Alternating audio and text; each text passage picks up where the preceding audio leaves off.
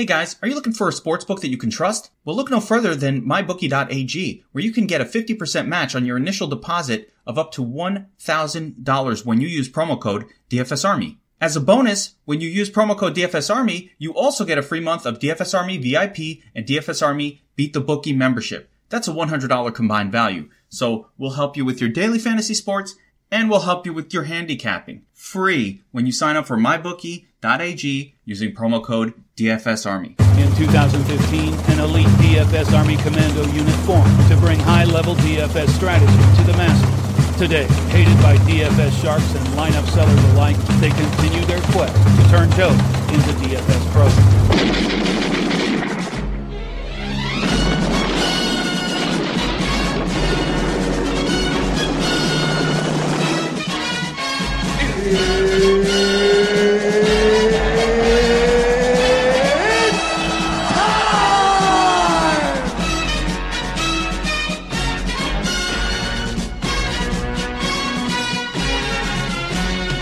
Hello and welcome to Tacos Fast 40, presented to you by DFSArmy.com.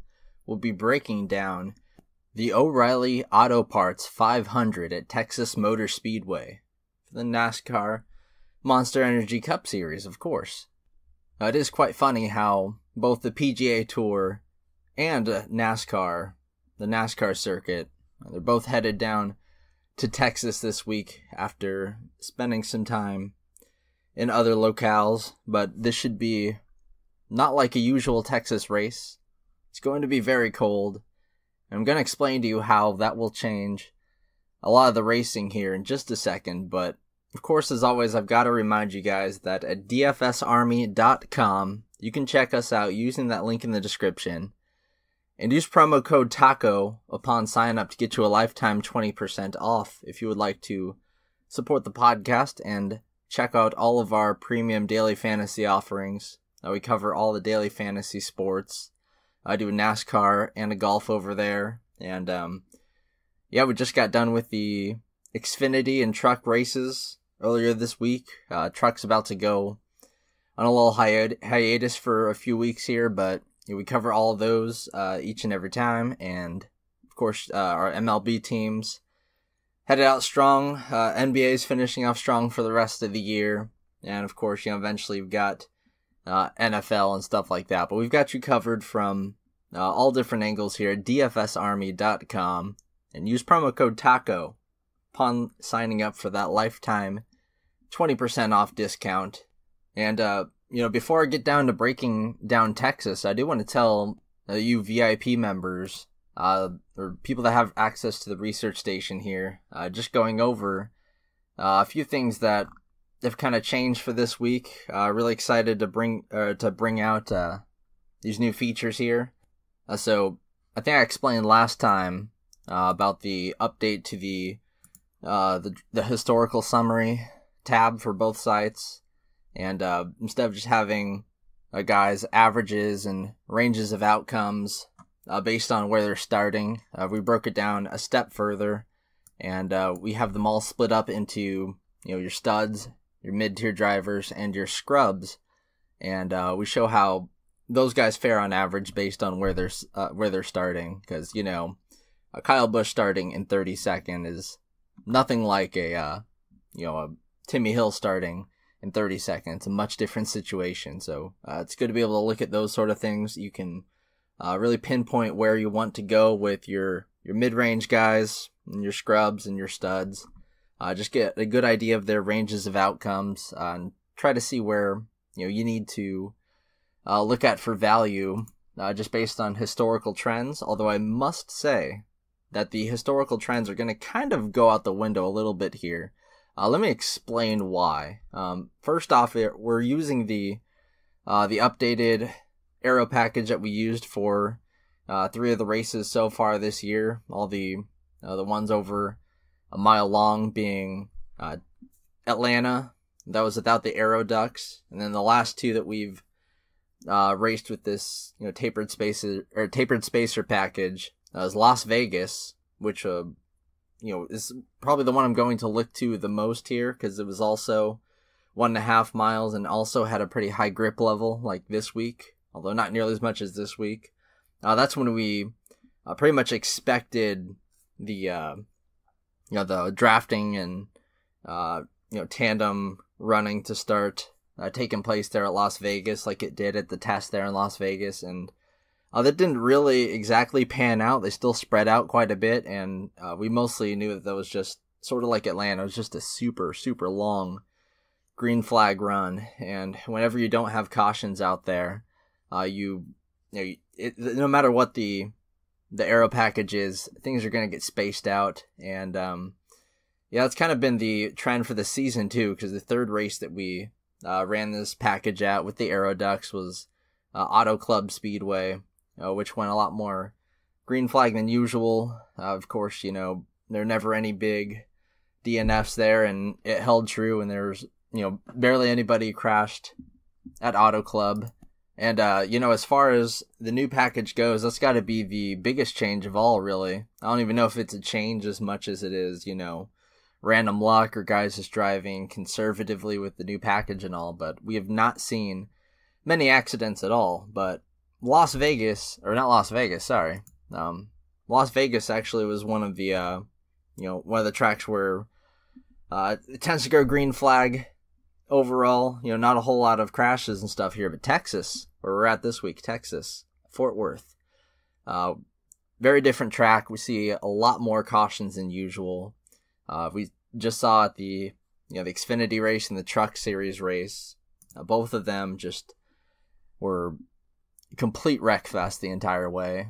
I know I usually try to record this pod right on Friday night to get it out the most amount of time possible. Definitely wanted to wait until practice today, because that was going to be huge. We didn't have the post-qualification practice, and the second practice was canceled, so we just have that one third practice to go off of, but we got some pretty good data from that practice there. So now Texas, this is probably I think it is the most recently repaved track on the NASCAR circuit, and it's important to remember that. Actually, I think Phoenix was sort of repaved, but kind of reworked in 2017 as well, along with Texas, but Texas was rehauled, had the asphalt torn up, and just completely repaved for the 2017 season. So the last 4 races there, we're looking at those more than we are the rest of the track's history. And again, not looking at track history as much as we usually would, just with all the changes in aero and stuff, and the uncertainty that goes with that. Now, something that we've seen with this with this change, we kind of saw it when Kentucky got repaved in 2016 too. Kentucky actually ranked second to last in average percentage of laps finished, only to Daytona. I mean, that thing was just a complete wreck fest after the renovations there. And I'd gone to a Goodyear tire test back when I lived in Kentucky, sort of close to the track. And I checked it out, and I was talking to some guys there, and they pretty much said that, the drainage at Kentucky caused a lot of like dirt and sand and stuff to kind of get up on the track, and all these different things that kind of can mess things up for people just with the the repaved surface. But we don't have any real news of anything like that exactly at Texas. It really just seems like the style of racing that the really high level of grip allows for, just a kind of racing style that can can cause some real carnage. Guys are going to be driving a lot faster now. We kind of saw their skew in practice. It looked just kind of backwards to what we're usually seeing. Just trying to get the drag off the track with those new big spoilers and stuff. It's going to be really interesting to see how a lot of the drivers approach it. But yeah, like I had mentioned earlier, the temperatures are going to be extremely low for Texas. In the morning tomorrow, it's going to be 41 degrees Fahrenheit at around 8 a.m. or so. And around race time, we'll get up to about our high for the day, which is about like 55, 50, 58, which is very low for Texas. So with a colder track, it gives you a lot more grip, and this track already has an extremely high grip level. And I was listening to Kevin Harvick kind of talk about the changes at this track.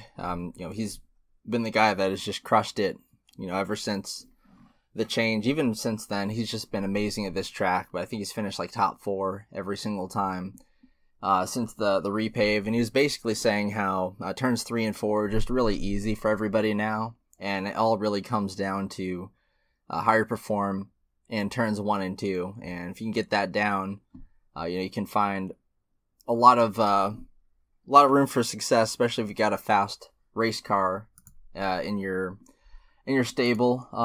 It's kind of a weird week this week. Very weird week when you look at the field where everyone qualified. They had changed up some of the rules in qualifying, trying to make it a little bit less of a disaster like it had been.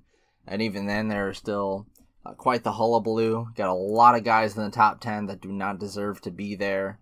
And a lot of studs starting 20th or farther back. I even got like Kyle Busch starting in 16th. Going to be a very, very interesting week for daily fantasy purposes, as there are a ton of place differential plays. And a lot of the place differential plays could also dominate. You've got some really, really powerful hitters starting in the back half of the field.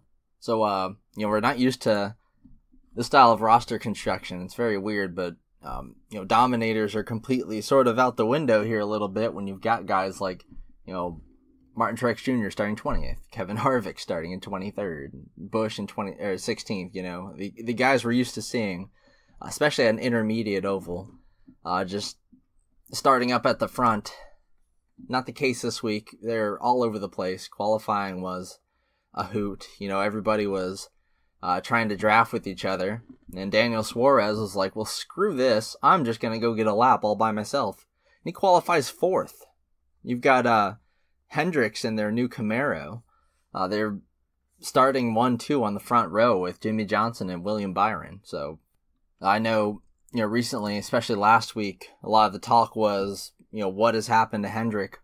We're at Jimmy Johnson's best track, and he failed to perform big time. He barely made a difference at that track whatsoever. And it's like, what happened to you, Jimmy? Are you gone? And then we go to a track where he's had, a lot of wins recently. Even won the first time they raced after the repave. And all of a sudden, he's got a lightning bolt, just, real hot rod coming off the trailer, pretty much fast in every practice. And, it's going to be interesting. We also had Chase Elliott kind of show signs of life last week in Martinsville. Of course, we can't look to Martinsville too much, as that was a completely different track, a short track and all, but so it could be kind of helpful for, just parlaying form and stuff like that. But what we're going to be looking at for Texas here, we're going to really want to look at, we're starting to accumulate some data from this year, and I kind of really want to focus on that. We've only had 3 races at intermediate ovals in 2019, but I am still looking to that. I know that, these come up on the DraftKings game log. I know anyone can sort of check this out, but I think there's a lot of merit to just, sort of avoiding, obviously, don't let the messed up fantasy point per game numbers kind of sway you like a lot of the people do, since stuff like the Daytona Clash was, included on the game logs and averages and stuff. So you really just want to focus on, especially Auto Club and Las Vegas. Really want to look at Las Vegas. It was very similar. Lots of grip, like I had said. And, Auto Club also had the Aeroducts as well in there. But it was a 2-mile track, very, very wide, and very little grip there. Las Vegas is going to be the most, probably the main race we look to here. And, as far as Atlanta goes, that has even less grip than Auto Club. Probably has the least grip. Well, definitely has the least grip of any 1.5 mile track. And there was pretty much no drafting there. Here, with the conditions and the high level of grip expected, we really should see a lot of, tandem drafting and just drafting strategies. A lot of the fast laps are going to kind of get mixed around too. And that's something that happens whenever the draft is in play. Doesn't mean you should play it like you would a classic restrictor plate race. You basically could have in the truck series. That's kind of how it played out here. But we'll have to see tomorrow. Always check back in Sunday mornings. That's when the books put out some really, really nice props on total number of cautions expected. Like we saw last week, the cautions were just an insane amount higher than the week before at Martinsville.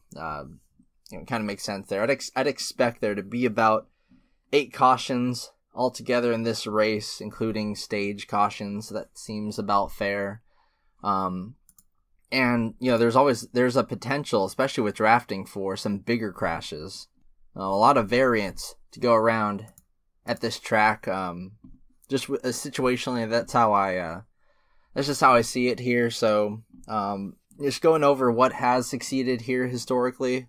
It's sort of like a classic 1.5 mile track. Just looking overall at how guys score, fantasy wise, based on where they start. Guys starting 1 through 5 average about 50 fantasy points.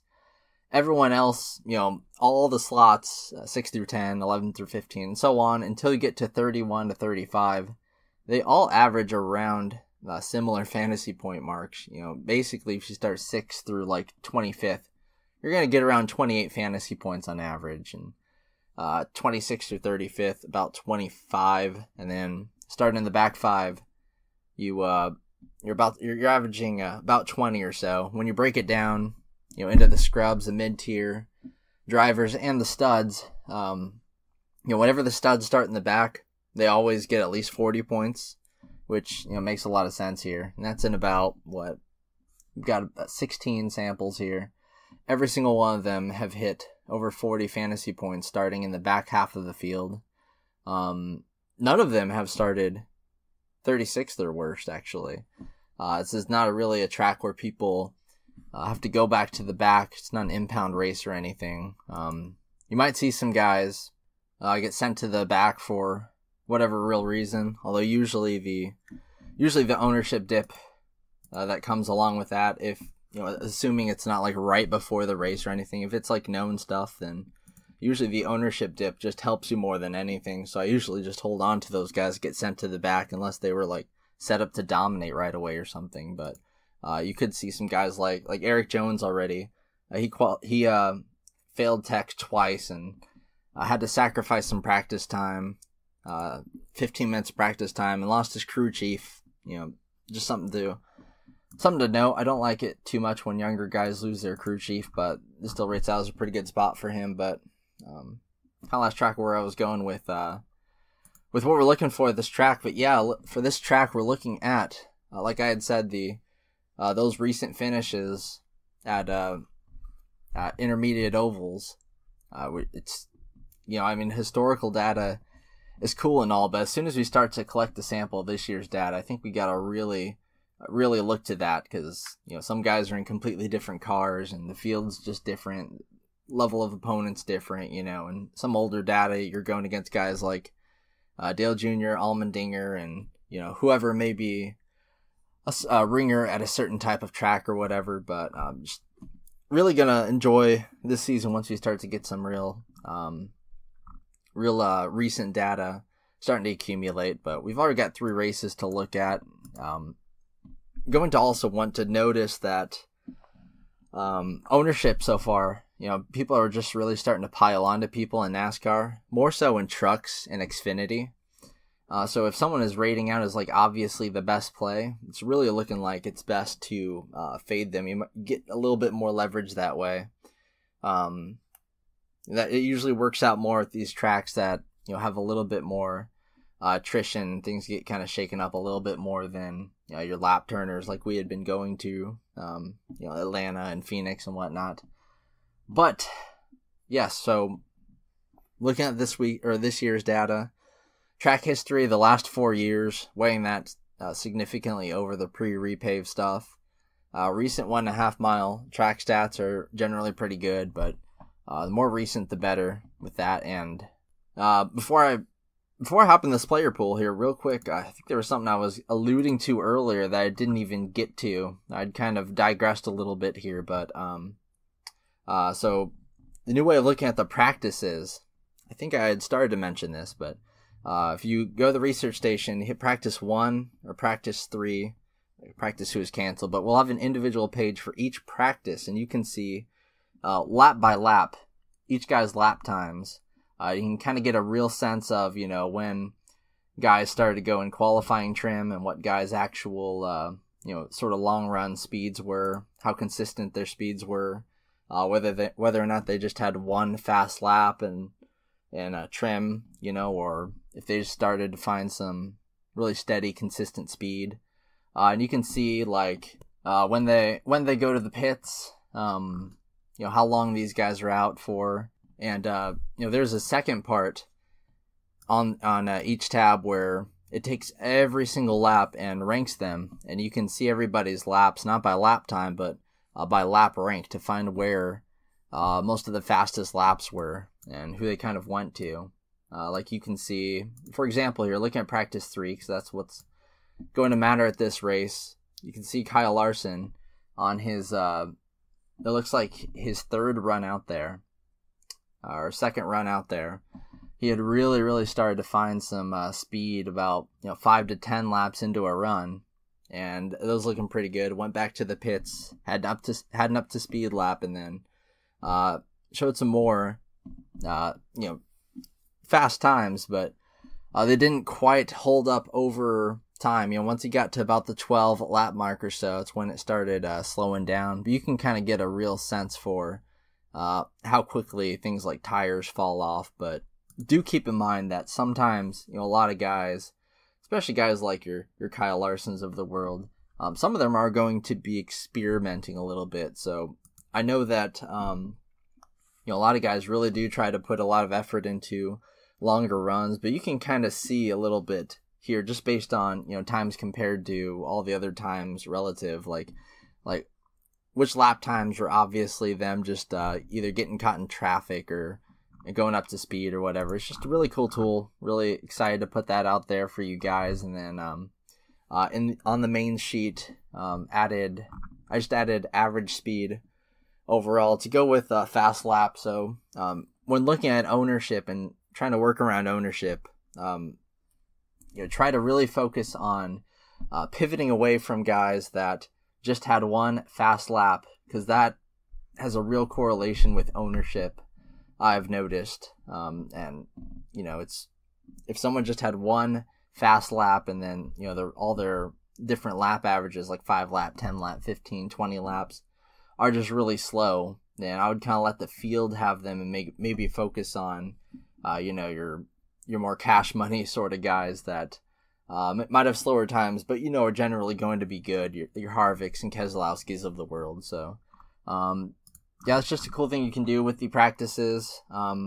We also updated the Domination Station, which is our lineup optimizer you get with your subscription to DFSArmy.com, and now it shows ownership projections live on the sheet. When all of your lineups are outputted, you can see, or you can quickly adjust your minimum, maximum exposures, and compare them to the ownership projections, just straight up your exposures versus ownership projections. It's so much easier to tinker and rerun and get those lineups looking, get your exposures just the way you want them. Really nice. So definitely come check that out. DFSArmy.com, promo code TACO. So yeah, let's dive right into this field that is all messed up, just all over the place. So starting off with Kyle Busch, who's 16th on the starting grid, back there in the 8th row, but $12,200, priced up, but not quite priced up like $13K last week with all those lead laps to go around. There are 334 laps in this race, compared to the 500 from the week before, but still for a 1.5 mile track, this is actually in the top half of the tracks with the most laps. Of course, it's actually second to Charlotte. Of course, the Coke 600 has the 400 lap race, but this race right here is the second longest on the season as far as 1.5 mile tracks go, with 334 laps. I think the Coke Zero 400 also has 334 laps. The second Charlotte Motor Speedway race, but they don't do that anymore. They now do the Roval. So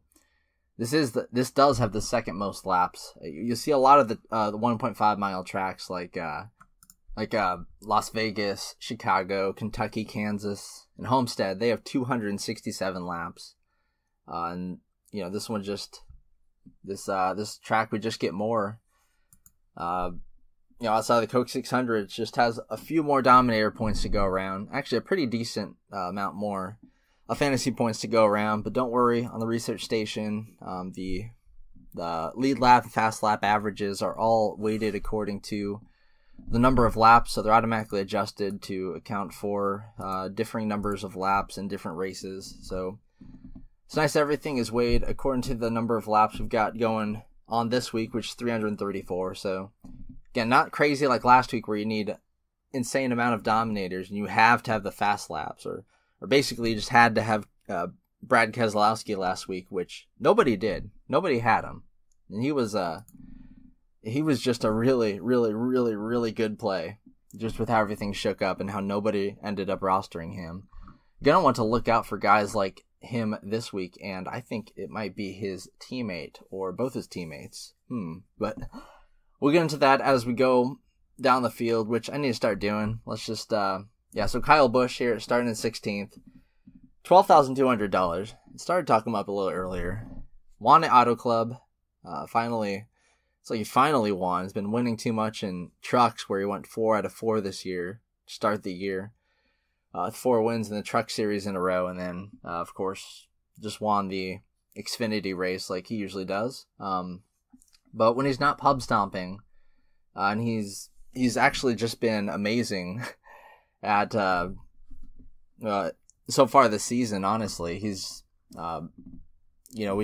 second in the field in driver rating over the last 15 races at 1.5 mile tracks. Actually, just tied with his Toyota counterpart Martin Truex Jr. But recently, he's been on another level, just dominating like crazy. And starting 16th, that's just a nice little bonus, but it doesn't matter where guys like Kyle Busch and Brad Keselowski and them start, really. I mean, it matters if they're on the pole. But like if Kyle Busch is starting 16th, I mean, he'll find the lead eventually. It doesn't really matter. If he's starting 4th, then he'll also just find the lead. It's just he'll probably find it a little bit sooner. And you kind of make up for those lost lead laps or whatever that you spend trying to find the front with the place differential points that you get, but they're not actually a whole bunch. I mean, I'd rather Kyle Busch just start near the front, because even if he crashes, starting 16th isn't going to save him. If he crashes at $12,200, it's very unlikely that you will need to use him. You're playing him because he has a real good chance to dominate tons of laps, especially on DraftKings, where that matters a lot more. On FanDuel, it's $15,000, so you can pay for him pretty easily, I might add. But it's a different story over there. It's really just about the lead laps. The fast laps will not help him here, and that is something that he does like to accrue. Because at intermediate tracks this year, he has accrued over 50 fast laps on average. It's considerably more than anyone else. Harvick's in second with 39 in that category. So mostly from Atlanta too. So Kyle Busch here, he was 31st in first practice, but first practice doesn't matter squat. I don't even know why we look at it. We really look at it just to know who to avoid for the most part. I wish that first overall on the board wasn't Jimmy Johnson, because I mean Jimmy Johnson definitely has the fastest car if you were to just look at practice times and not attach people's names to it. But Kyle Busch, so he was 31st in first practice. Didn't really matter, because in third practice he is second on the board in fast lap, 12th in average speed, 4th in 10 lap speeds. That pretty much symbols he's fine to me.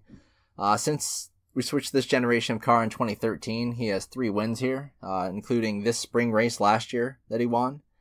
It was a really good performance from him. He led 116 laps with 70 fast laps.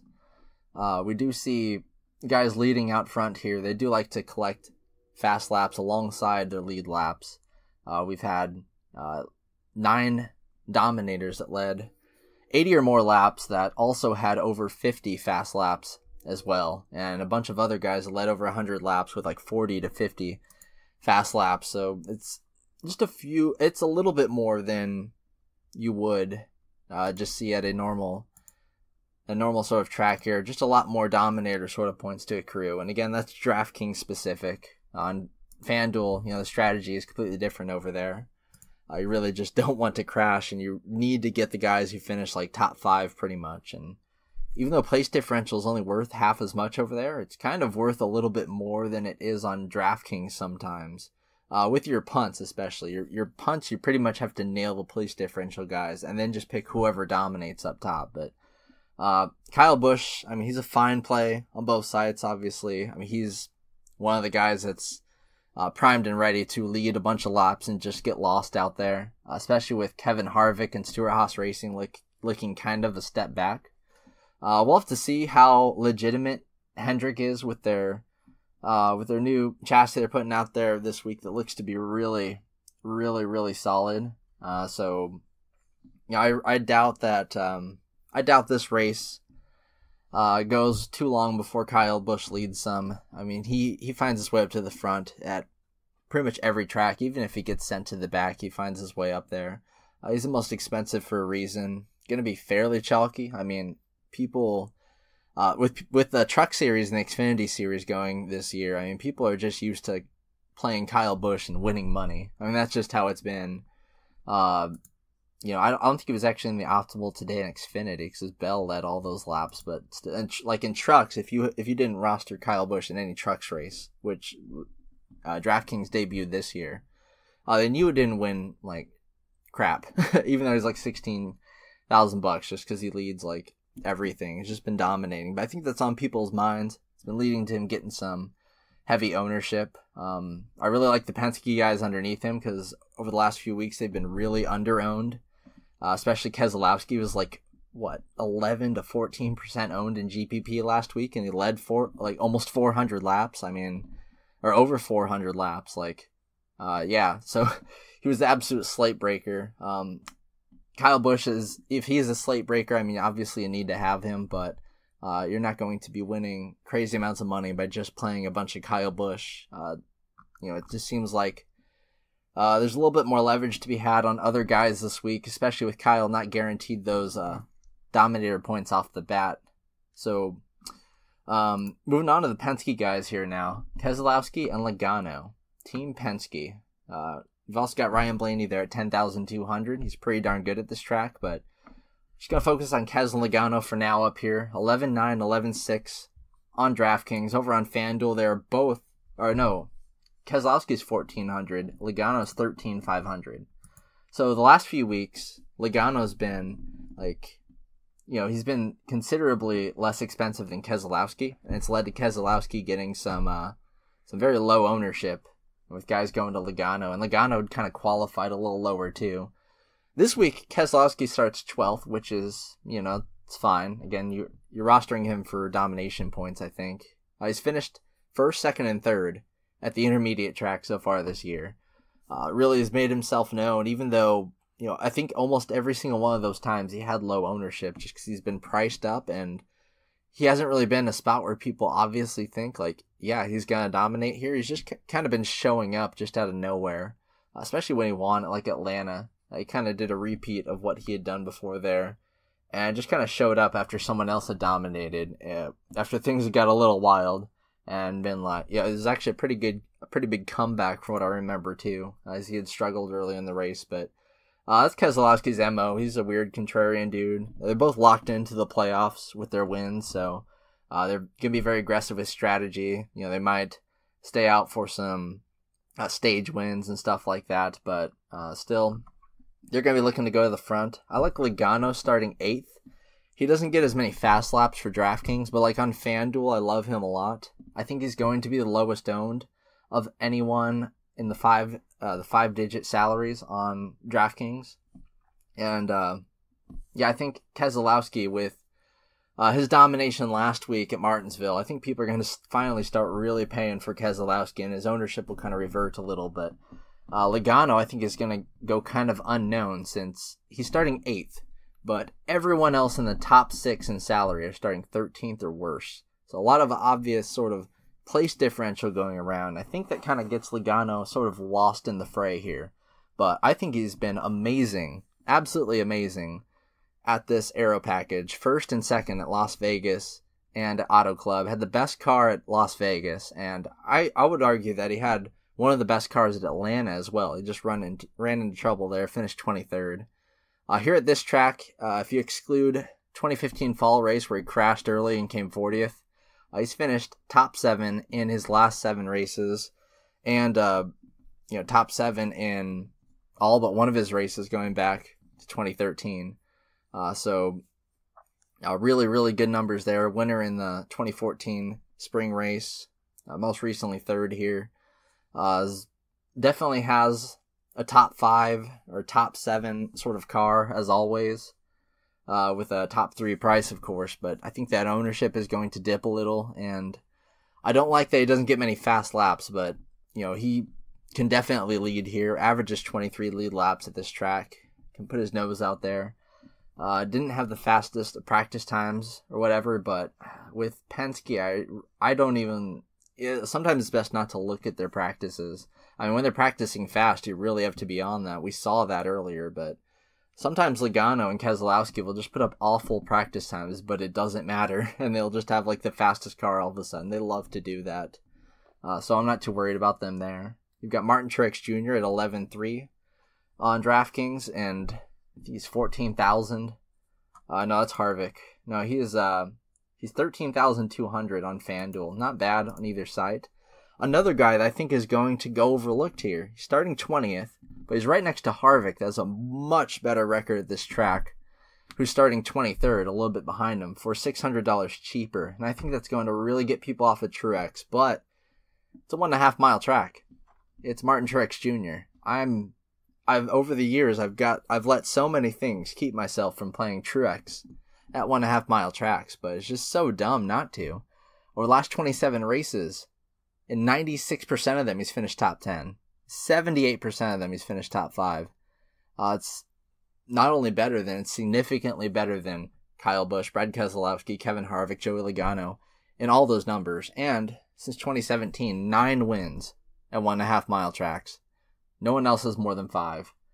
I know that Truex and JGR altogether sort of looking a little bit like a step backwards this week. We'll have to see how the manufacturer odds look tomorrow, but he's like coming in at 11-1, or 9-1, my bad. But, he's, we're used to seeing him a little bit higher than that, but he's kind of taken a little bit of a step back this year in the 19, just a little bit. Not too impressive in practice or anything, but again, I think he's got a really steady history, always top 10 here outside of the 2018 spring race where he crashed along with lots of people crashed in this race last year. You had Keselowski, Truex, Hamlin, Kurt Busch, Eric Almirola, Jimmy Johnson. Tons of people crashed in the spring race. So I will mention when we get to the studs, don't overrate the scrubs. Don't overrate the scrubs that finished really high in the 2018 spring race, because there wasn't much of the field left here. That's what I'll say about it. So Truex Jr., I think he's also going to be sneaky like Logano. Really like getting my ownership here on these guys. Keselowski, he'll just slap you for not playing him, and he has been just consistently lower owned, but and Kyle Busch speaks for itself, but I really like Logano, really like Truex to be different in GPP here. And so Kevin Harvick might be as chalky as Kyle Busch, honestly. He's down here at 6.5-1 compared to Kyle Busch at 2.5-1. Kyle Busch has to be a real super sort of favorite here, and Harvick has not looked like a race winner this year. He's finished 4th in all of the intermediate tracks, but he has not really dominated them outside of Atlanta, and that was without the Aero Ducks. The last 2 intermediate ovals, he has looked and he looked really bad at Phoenix, which is his best track by far, so it kind of brings you a little pause here. But his stats here over the last 4 years since the repave kind of speak for themselves. 94 lead laps on average, 59 fast laps on average. Just really, really good stuff. It's pretty similar numbers if you look at just all his overall recent 1.5 miles stats, also 97 lead laps, 56 fast laps on average, average running position of 6th. Here he has an average finish of 2nd, with the 2 wins, both in the fall race, and just always staying in the top 4 there. Driver rating of 134, which is like 17 more than anyone else here. So he's really, really good, but obviously last year he was a lot better than he is this year. That's kind of fair to say. Starting in 23rd, doesn't get a direct path to domination. Sort of a really expensive place differential play who can dominate, but I don't think he dominates here this year. I don't think he does. I like some other guys that I'll get to mentioning here. Like I said, I like Logano. I like Penske a lot still. Logano, Keselowski, those guys can lead laps. And then the next guy I'll talk about, Blaney. I also think he has a good chance to lead a big chunk of laps, but Harvick, I don't know. People haven't been rostering him as much as they were coming into the season, even after Atlanta. But still, he should be pretty darn chalky starting 23rd, which is something that we just do not see. And he's been priced down. He's only the 5th most expensive on the board, so people do like... I've seen, whenever a guy is priced down compared to how he's usually priced, that makes his ownership go up pretty much no matter what. So I expect Kevin Harvick to start to get a little bit of love this week. 9th and final practice, but his 5, 10, 15, 20 lap speeds were not great at all.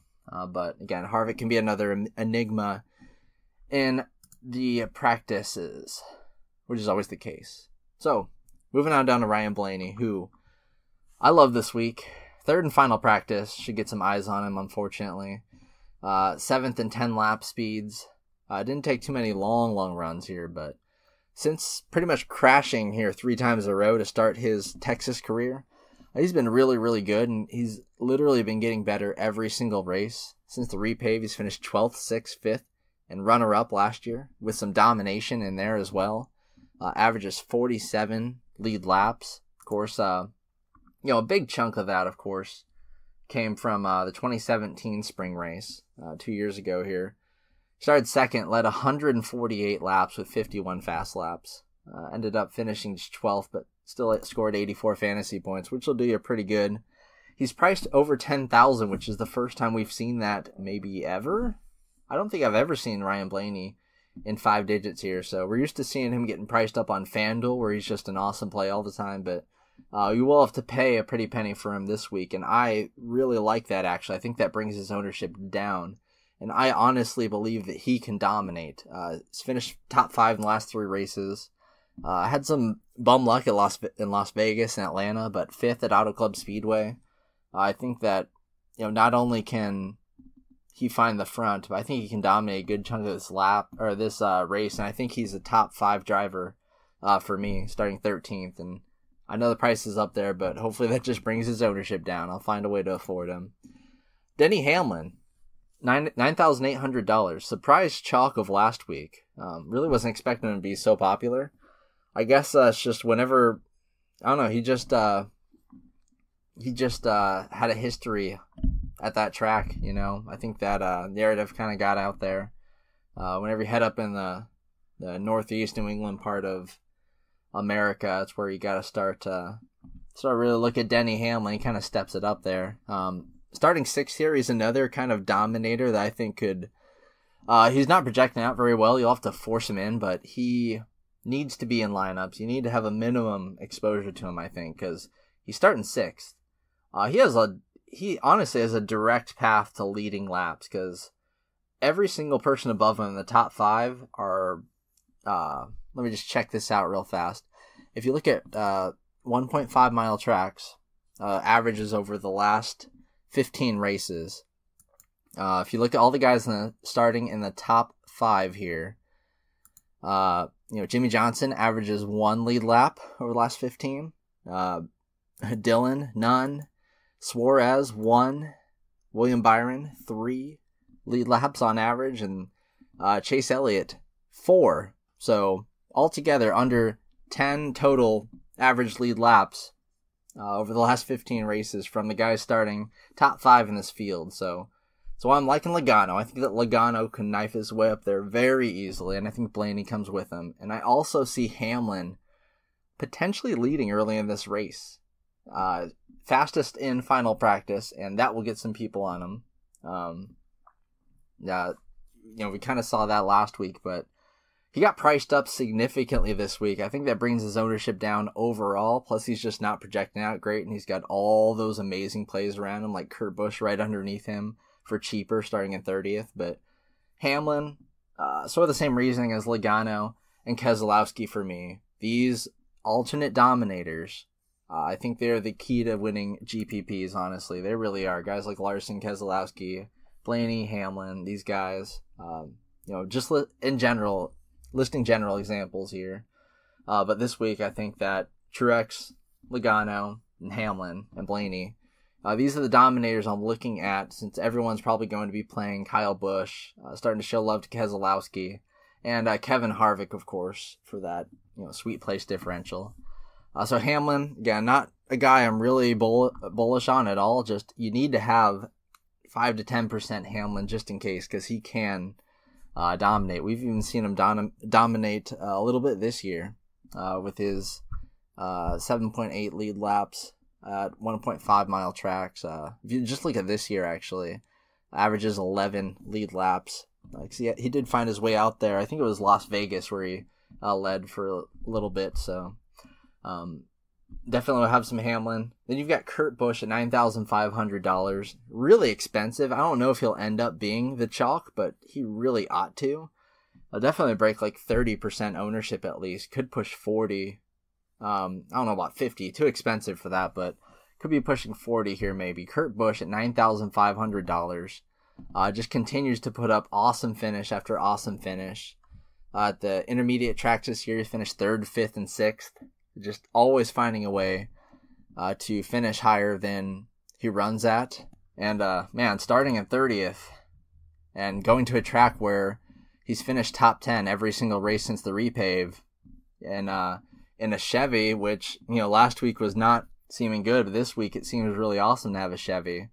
He was first in 5-lap averages, second in 10 and 15 lap averages, third in 20 lap averages, second in average speed, and fourth in fastest lap for final practice. Those are some pretty good speeds. Not used to really seeing that out of Kurt Busch, but I'm kind of like when I see his teammate Kyle Larson also $9,200, starting down 22nd. He was first in average speed, third in 5, 10, 15 lap averages, and second in 20 lap averages.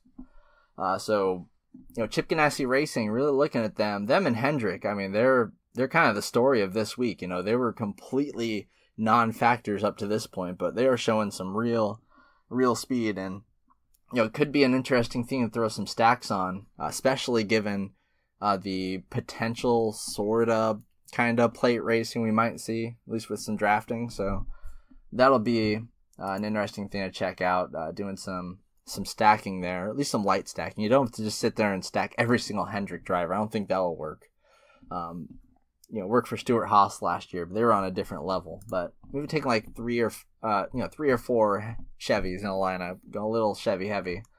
It might be good for some, and then you fade them in some others just in case the practice times were misleading or whatever. But yeah, so Kurt Busch, if he wasn't so expensive, he would be super obvious. He is rating out as our highest projected play, along with Kevin Harvick, just for that the Dominator upside.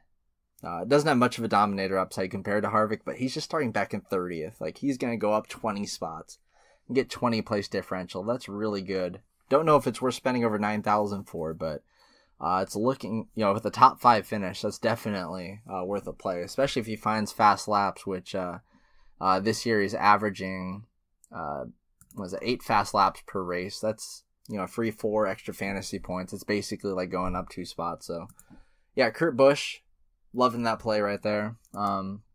Just going to be really popular and really expensive. Kyle Larson, $9,200. Was struggling a bit in first practice, but it didn't matter. Got that speed, like I mentioned earlier, in final practice. Looks like it's sort of some longer run speed as well. Dominated a lot in Atlanta without the aero ducts, but since hasn't looked that great at some tracks that he's just not all that great at. Here he's crashed twice, but he's finished 5th and 2nd since the repave, so he does have a history here when he's not getting into accidents, which again can happen to pretty much anyone here. Start at $9,200, but way more expensive over on FanDuel, where he's $12,000. There'll be a difference in ownership there, that's for sure. But starting back in 22nd, I see him sort of similar to Martin Truex Jr. here, where I know the price is cheap. It's not like Truex where he's kind of overpriced, but I think the ownership would be down because there's just a plethora of plays. He's right next to Kurt Busch. He's right next to Clint Bowyer, starting 25th. Larson hasn't been the sexiest name lately. I don't mind sneaking in some Larson for sure here. He could, I don't know about him leading laps, but he gets enough fast laps and place differential. I think he's going to be a pretty decent play there for not low ownership, but lower ownership than like Kurt Busch, for example. Clint Bowyer has not looked great this week, kind of slow in all the practice times. I got screwed over in qualifying, but gets to start back in 25th. This is a place where he's not had much success at. His best finish since 2013 is 8th. We like him more at the shorter and the flatter kind of tracks, like last week. We like him all last week. This week, not so much. He is, at $8,900, kind of got hiked up a little bit in price too, after doing pretty well last week at a track he's great at. I kind of like him for a fade sort of this week, even though he's starting way back, and he's cheaper than Larson. Like, I think that Larson is a better play straight up, even though he's starting a few spots ahead. I just think he has a lot more upside. Bowyer, I don't think he dominates here. He averages 0 fast laps at Texas. Long term at 1.5 mile tracks, going all the way back to 2013. He averages 0.6 lead laps at 1.5 mile tracks. Even just going back to 2017, he averages a whopping 1.7 lead laps at 1.5 mile tracks. That's just not going to cut it. Sorry, Clint. It's kind of a real fade there. And then I'm so sick of telling everyone to fade Chase Elliott. $8,600. He was so good last week. Kyle Busch said he had Keselowski said that Chase had the best car last week, even though, he led all those laps. And he did not show it in practice at all. 16th in final practice, 21st in 5 laps, 25th in 10 lap averages. Unlike his teammates, Byron and Johnson, who are looking like the fastest cars there are, Chase hasn't really shown too much here. I don't know if he's working on something or what. Jesus Christ, I got all the way down here in this podcast and forgot to mention that they are adding PJ1, or not PJ1, but they usually just call it the sticky stuff, but it's like a sticky resin that they add. They'll be adding it to turns 2 and 3, or the second and third groove in the turns there, to kind of help balance out, make it less of a one lap or a one groove racetrack. And what that'll do is, at first, it kind of has to be drove on a little bit before it starts to really kick in and becomes it can become the preferred groove. Usually it's just an alternative groove you can use, but at first it's not the best place to be at. You kind of have to work your way into there, but there's a little bit more of a factor like the Xfinity race and stuff, where they didn't have like rubber down the track and stuff, but once the race gets going, I think whenever they add the PJ1 or the traction compounds, what they call it, to the track, it kind of creates a race where later on, or different people are faster like later in the race when that kind of kicks in. That can happen, and it usually causes more lead change. It kind of breaks up like long dominations. So just keep that in mind. But anyway, so back to Chase Elliott here. He's starting 3rd, right behind his buddy and mentor Jimmy Johnson. Looked great last week. This is a place where he's finished no worse than 11th in his 6 attempts here. Started off with a couple of top 5s here before the repave. Since the repave, has finished between 6th and 11th every time. Starting 3rd, He could lead off the bat, maybe, but I bet if anyone does that, it's Jimmy. And he hasn't really been one to, push for a lot of lead laps and stuff. Hasn't led a lap this season, actually, at intermediate tracks. With only 3.4 average fast laps. But I love Chase Elliott. I'm so sick of telling people to fade him. But and I know he's really good at this track. Starting third, should get some ownership, and he's right around guys with obvious place differential upside, like Boyer, Larson, Kurt Busch, Eric Almirola, who I'm about to talk about. Just like the plays in this range a little better. I will get some of him. I think like Hamlin, he can dominate.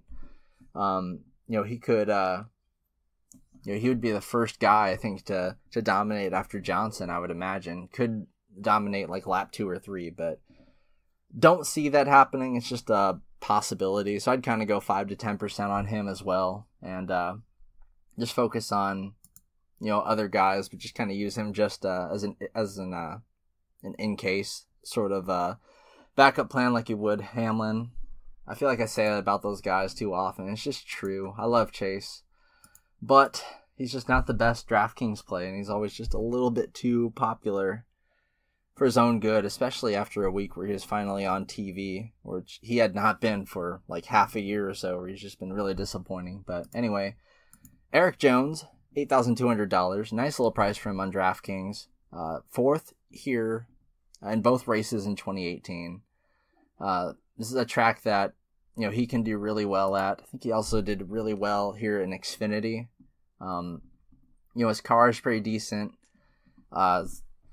Pretty similar setup to Kyle Busch is sort of like what he wants to run a lot of weeks. So I like stacking him with Kyle Busch. It's one of those manufacturer stacks, sort of like how Boyer and Harvick sometimes like to set their car up the same.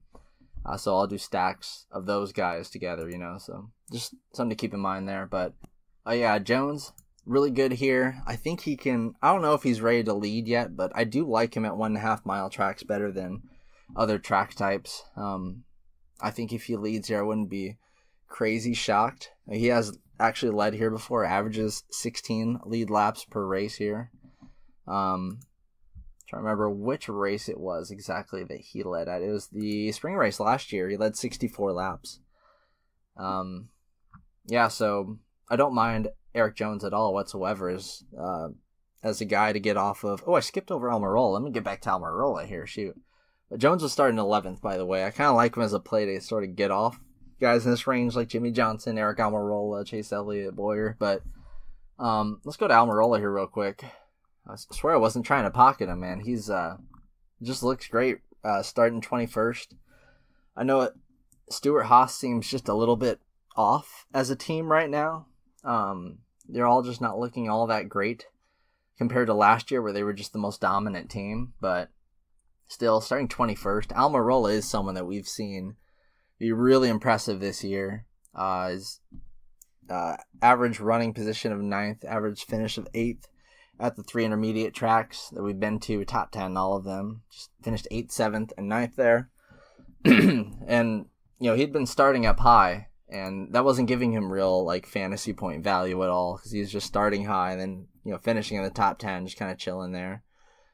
Did find some lead laps at, I think it was Las Vegas, actually. I think it was Las Vegas, because he's averaging 18 lead laps on the season. And it is something he's capable of. I think it was Las Vegas where he started on the pole, right? One of those. I think he started on the pole one of these races. I think it was either Atlanta or Las Vegas. Don't quote me, though. Eric Almirola starting 21st. He's just a guy that I really like. I always liked rostering him when he was low 7,000s in the 43 car. Starting 28th, that was always cash money. So it's nice to see Almirola in the 20s again. We don't get to see that very often.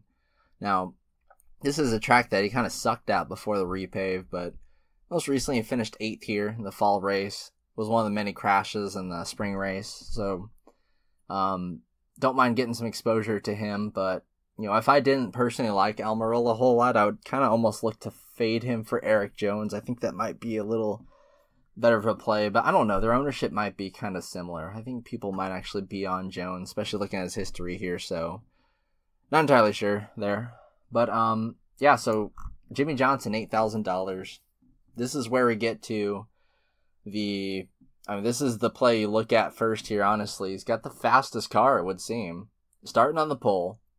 Won the pole with, pretty much with ease. Just has a really awesome car this week. I don't know what it is. It's the new Camaro getting to work here, but fastest in first practice. And he was only 5th fastest in the final practice there, but he's fastest in 10 lap speeds, 15 lap speeds, and 20 lap speeds. 3rd in average speed overall. Just a really fast car out there. Should find some domination here. He's had some really bad luck over the last 3 races here, but he did win in 2017 in the spring race. And he's also won both the 2015 races, the 2014 fall race, and the 2013 fall race. Has won here plenty of times. Of course, you could say that about Martinsville as well, and he did nothing really there, but this week there's at least some evidence, some signs of life that Jimmy Johnson is going to be a thing. And starting at $8,000, cheap price for him. Kind of the price he's sort of deserved here, just with, he'd been overpriced for so long, kind of finally starting to come back into form. Or not into form, but starting to come down to the price where he should be. $8,000 is pretty fair, but starting on the pole and with the potential to lead laps off the bat, that would come with fast laps. It's got me intrigued. I don't know about cash. Thinking about it for cash, I'm guessing his ownership's 30% in GPP. So I kind of want to go probably under that is probably the safe bet. I don't know. Might not be that high. I do like him on FanDuel. He's overpriced on FanDuel at $9,300. Kind of overpriced, sort of. But compared to the guys around him, I think his ownership will just be a little lower over there. And I think he's a much, much safer play to play over there in the first place because he can't lose the place differential as much. So we're going to start talking about some of these like absolute fades. And that's kind of what makes the bottom part of this this slate really awkward. It's going to be so hard to afford Kyle Busch this week, I think, because there are very few like punts that you can make. A lot of the plays down here are just awful, and a lot of people are going to be playing a lot of the same guys because there aren't many options here. Like, you start off with Austin Dillon at $7,800, starting 5th. That is a fade. That is a hard fade.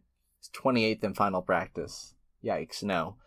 You've also got the other Dillon too. It's up here, but we'll get to him. You got Ricky Stenhouse Jr. at $7,600.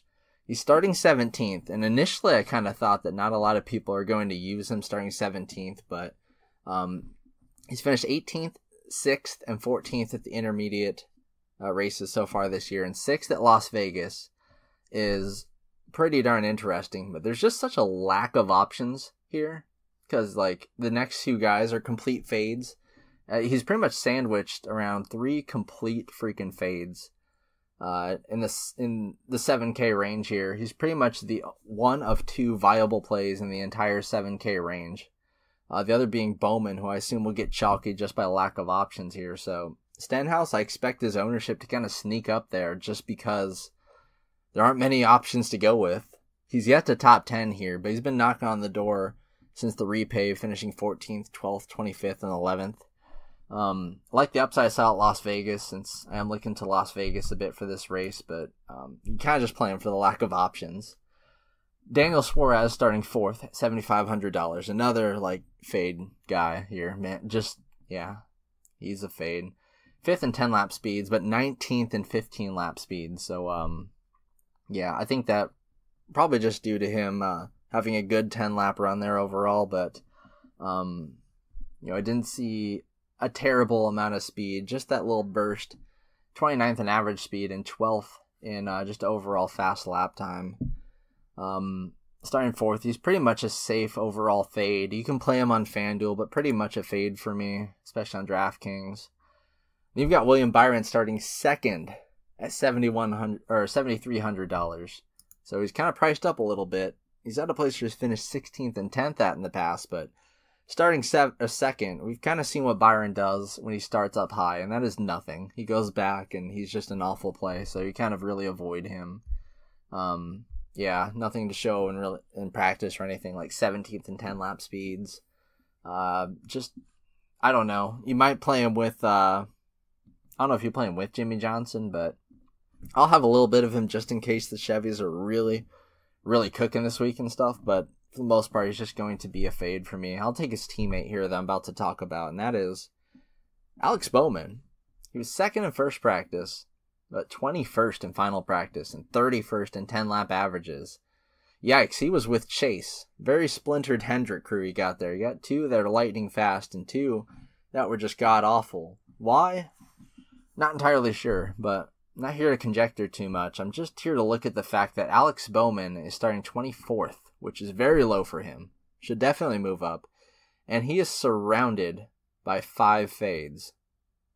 So, from Jimmy Johnson at $8,000 all the way down to Chris Buescher at $6,400. In that entire range there are only 2 viable plays. Hear me out here. You've got Ryan Newman starting 18th. Somewhat viable, but man, ever since they repaved the track, he's yet to finish better than 18th. And that's without like DNFs and stuff too. He's just not been good. So he's yet to finish better than where he'll be starting here. And in practice, he was really slow. 30th in final practice, 31st in 5 lap, 27th at 10 lap speeds. Looking very slow. And then you've got Daniel Hemrick starting 7th. That's way too high for him.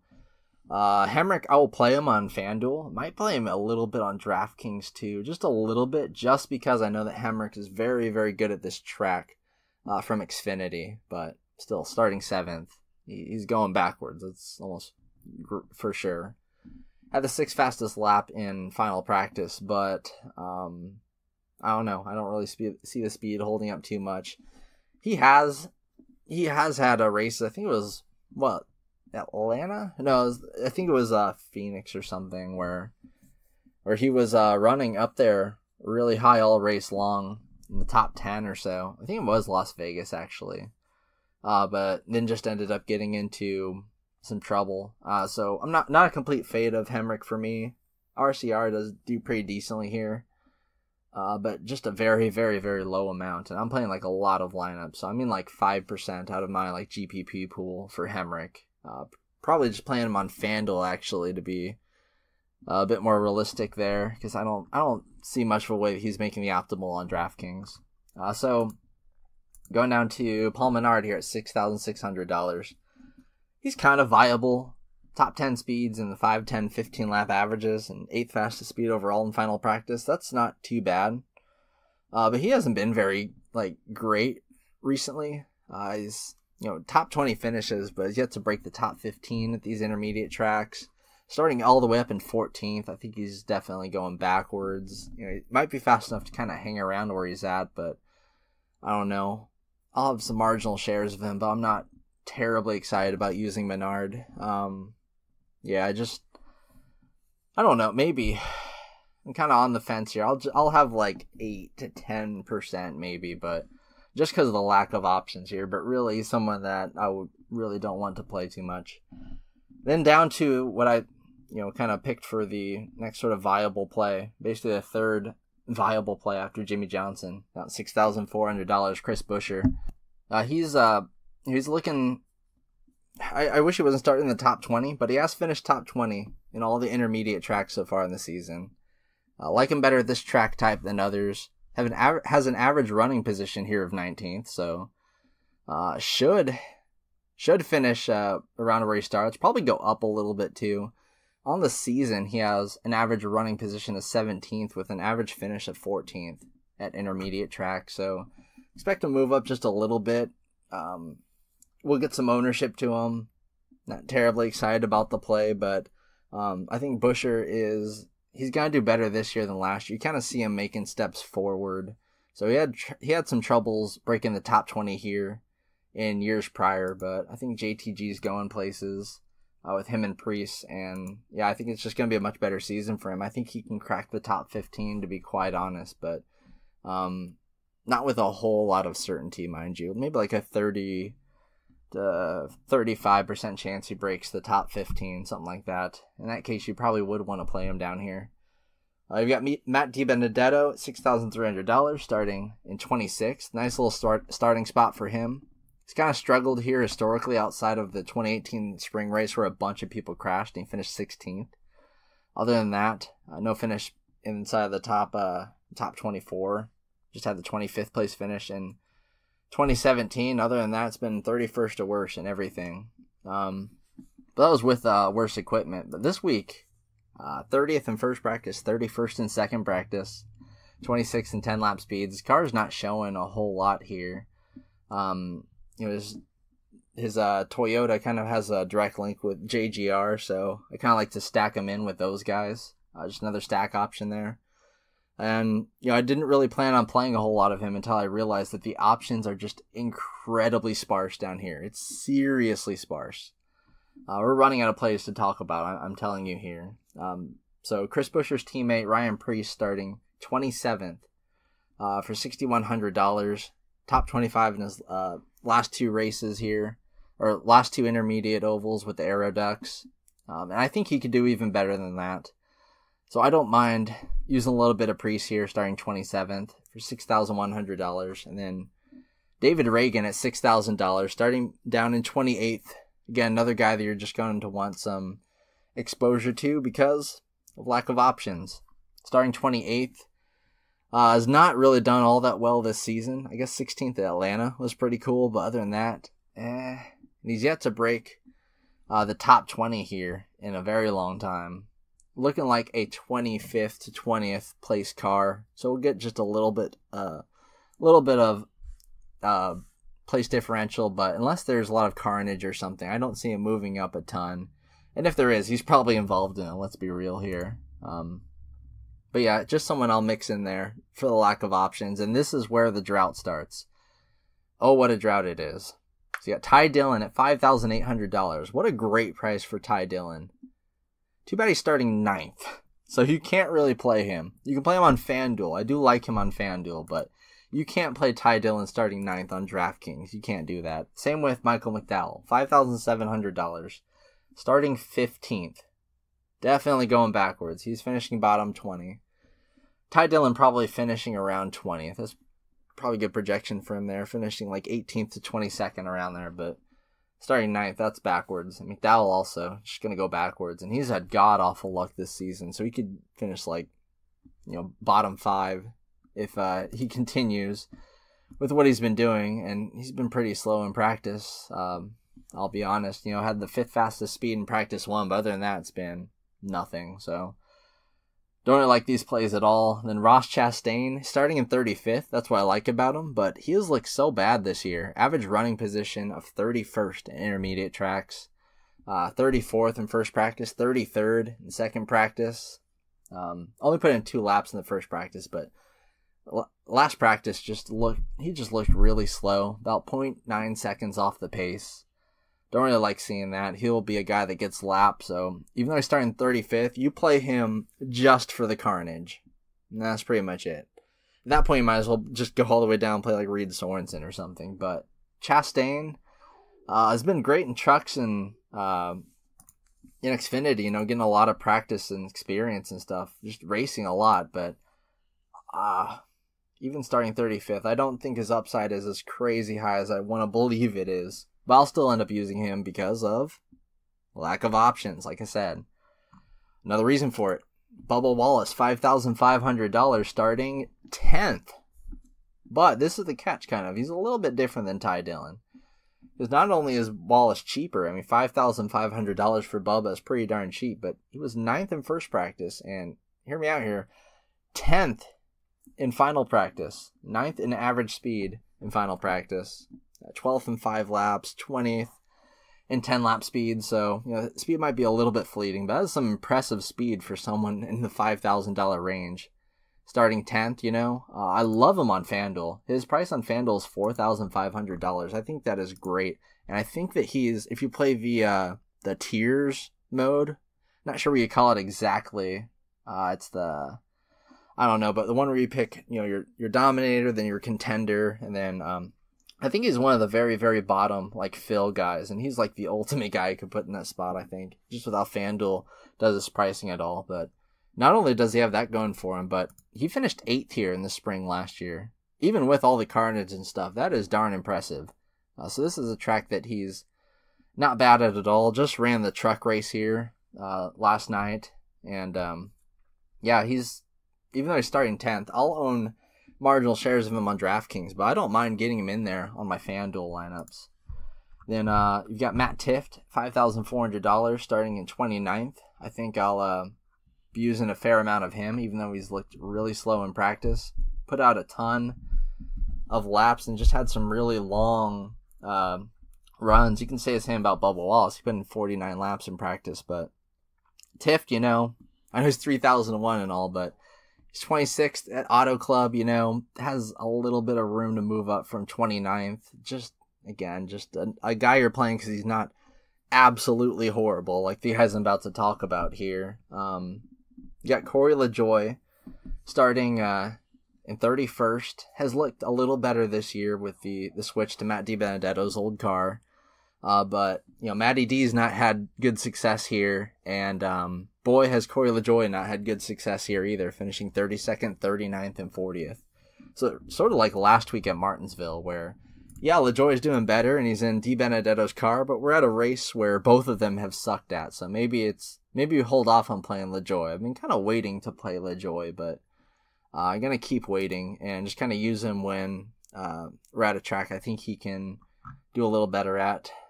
You got Landon Castle at $5,200, but he's really slow, kind of off the pace.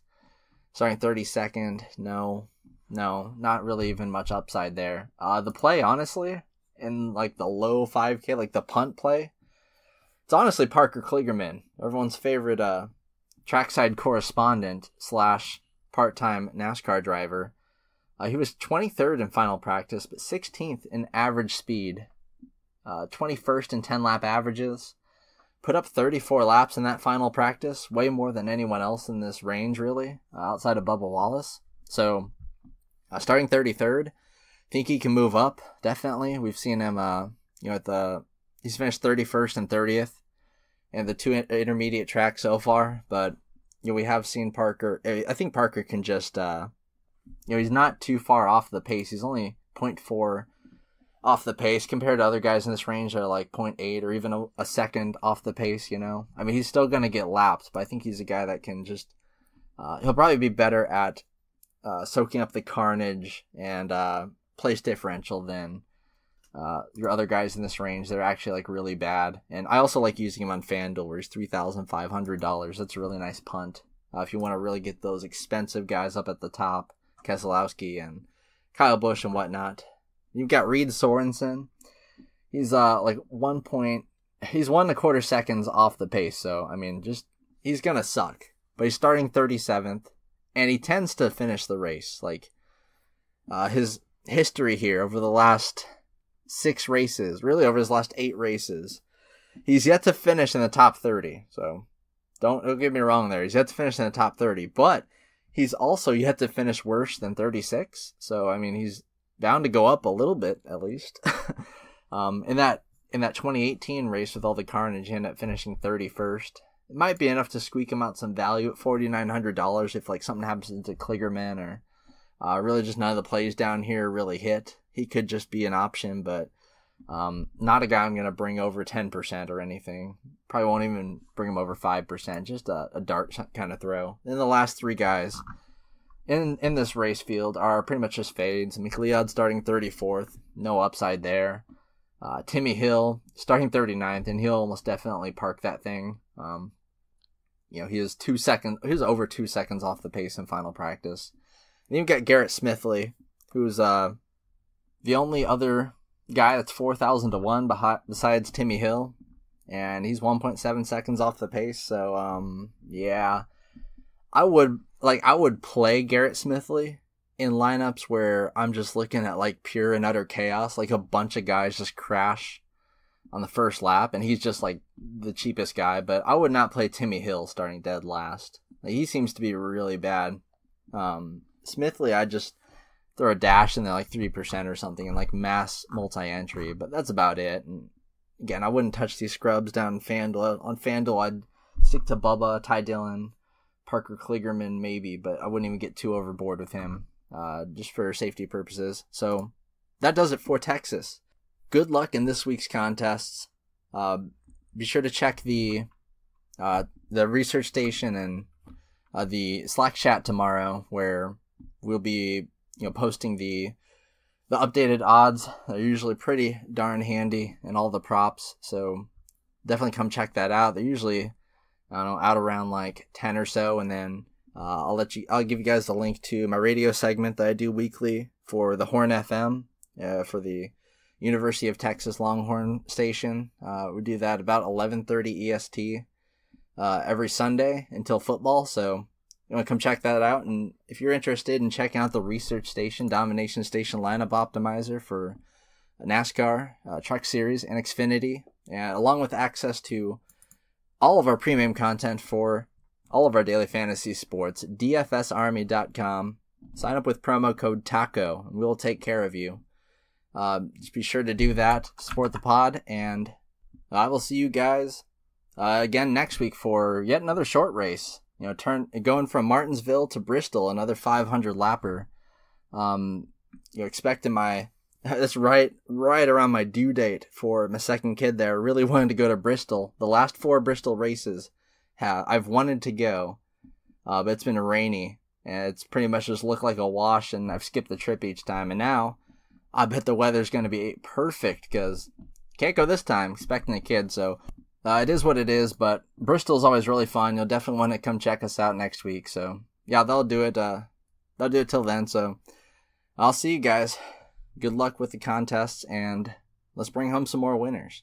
Later. Hey guys, are you looking for a sportsbook that you can trust? Well, look no further than mybookie.ag, where you can get a 50% match on your initial deposit of up to $1,000 when you use promo code DFSArmy. As a bonus, when you use promo code DFSArmy, you also get a free month of DFS Army VIP and DFS Army Beat the Bookie membership. That's a $100 combined value. So we'll help you with your daily fantasy sports, and we'll help you with your handicapping. Free when you sign up for mybookie.ag using promo code DFSArmy.